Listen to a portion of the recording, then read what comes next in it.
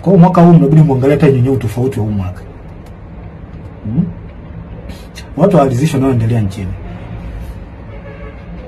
Mwafaka wa kitaifa unahitajika. Na ningependa niwashauri wa Tanzania, wananchi, sincerely, mpo katika right track. Mnachokifanya au mnachotaka kukifanya, sio maandamano, mpo sahihi.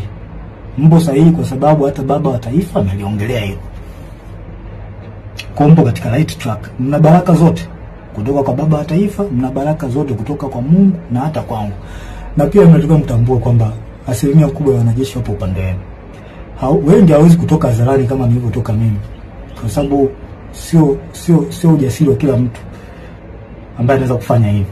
Ila mtambue wanajeshi wengi na askari hata kwenye polisi huko na sehemu nyingine wapo upande wenu. Hapo upande wenu kabisa. Na kwa sababu mnachokisimamia ni haki na kinaonekana, basi jua hata baba wa haki ni Mungu wetu, Mungu wa mbinguni, yupo upande wenu. Hakuna kuogopa wala kutia huruma. Hili naliongea kwa msisitizo. Hakuna kuogopa wala kutia huruma. Na ole wake, yani hapa naliongea sasa kwa kumaanisha ole wake polisi au mtu yoyote atakayewazuia wa Tanzania kutimiza haki yao kikatiba.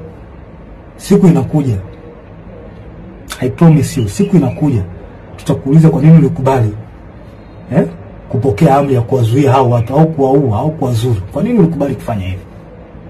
Najua muamini, lakini siku iko njiani. Hatuwezi kuacha taifa lipotezwe na watu wachache. Iko kitu hakikubaliki hata kidogo.